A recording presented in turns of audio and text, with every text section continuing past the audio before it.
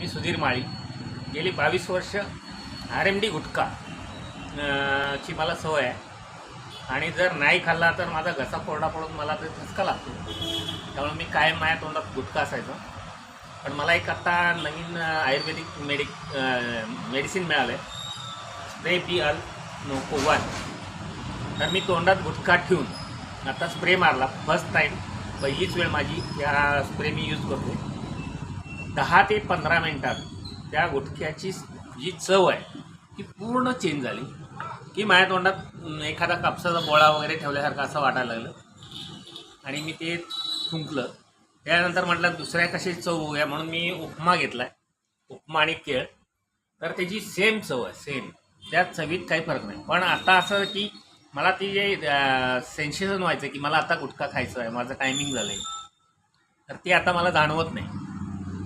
तर एवढा हे छान प्रॉडक्ट आहे, याचा तुम्ही पण वापर करून बघा आणि रिझल्ट मला सांगा.